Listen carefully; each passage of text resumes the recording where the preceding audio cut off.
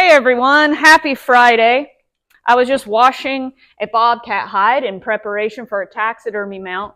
Did you know there is more than one way to tan a cat?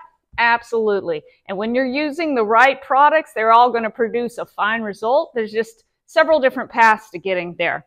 So I know a lot of taxidermists aren't familiar with tanning their own hides. Some of y'all salt dry your hides and send them to a tannery. Nothing wrong with that, but I love keeping the process right here in my shop.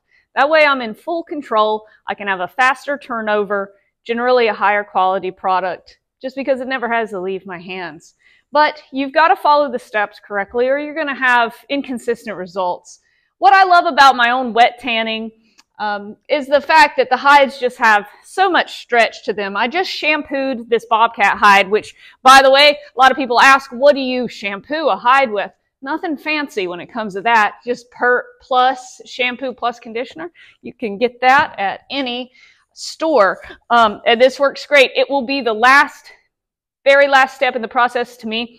I like to shave my hides, do the final thinning to the face, sew up any holes, do all that. While you're working on your hide, you know, it can tend to dry out. And the more it gets dried out, the harder it is to work with. You start to lose stretch and it just becomes a pain to deal with. So once I've got everything basically ready to mount, I'm just going to shampoo.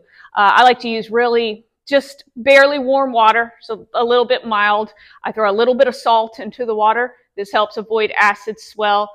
You'll often see acid swell in the form of like a rubbery hide if you've ever had to deal with one that just felt like it lost all its stretch and felt rubbery. That's acid swell. So you want to toss a couple handfuls of salt into your water anytime you're washing a hide. That will help a lot with that. So I just pulled this out and it's extremely pliable. Another thing I like about shampooing, it can be a struggle to get the feet turned right side out. You know, generally during the tanning process, you want to have these legs turned inside out, and then some struggle with getting them turned right side out again. But you'd be amazed how easily with a little shampoo, they just pop right out if you do that while it's, you know, soaking in the water. But I've got some fantastic stretch on this bobcat. I'm getting a lot of stretch out of the girth, which with cats, I really, I don't like to overextend the length. I like to get as much girth as I can out of them.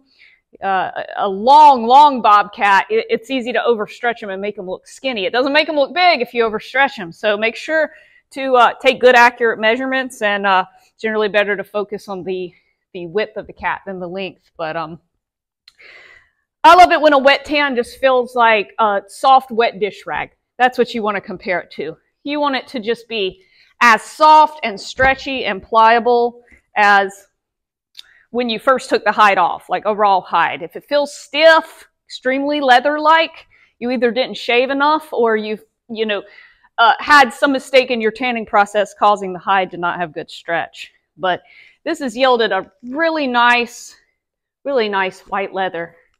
This just looks great. And I tanned this cat using the slightly more in-depth product. I used Pro One's LTC. This is their submersible tan. So I will use different products depending on the situation and the animal, but let me tell you why I like a submersible for the full body animals. You know, when it comes to, say, brushing on a tan, you've got to be really careful to get all the nooks and crannies, the claws, down inside the feet. I always worry that I'm going to miss something. So with the submersible, that's going to be a product that you add to water, then you put the hide in there, soak it for 1 to 2 days, depending on the product. And I like that security of knowing that it's fully encasing the hide. And that allows me to put, you know, 15 to 20 cats at a time in there. Actually saves me time versus brushing on each one, right? So this was the submersible tan, but you do have, you know, a couple steps in there, which I'm going to outline in future videos. But that's my very favorite product to use. The other product right here is going to be Pro One's Professional Tanning Oil. This is a brush-on tan. A lot of people will think of a product called Liquitan when you think of a brush-on tan. But with this product, you would be pickling the hide, and then you would just take a paintbrush and you're going to apply this to the flesh side of the hide.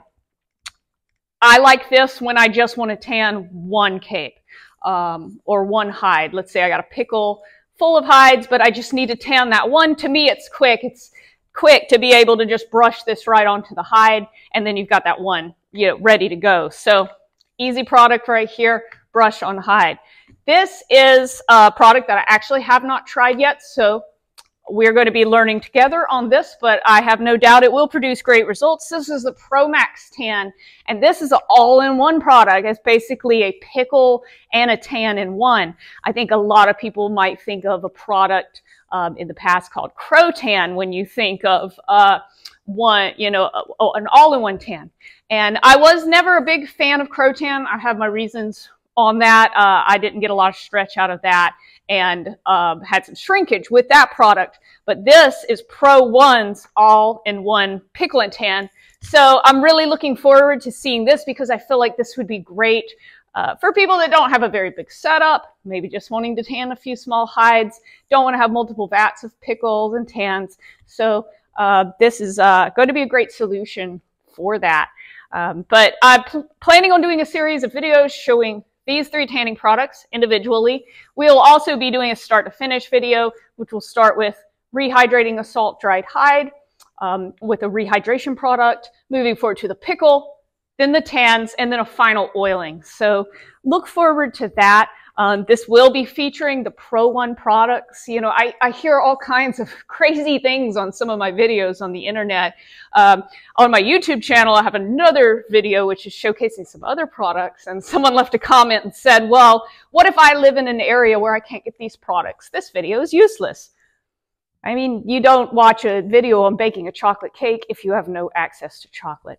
To have a high quality product, you've got to use high quality products. So I don't do things like brain tanning in my shop or anything like that. Not dissing other methods, but this will be focusing on Pro One Performance chemicals products and the fine results that I get with those. So I am now going to take this bobcat hide. It has been tanned, has been oiled, and then subsequently shampooed. Now I will put my Bondo ears in, clay in the feet, and move on to mounting this. I'll have this cat mounted up in a couple hours.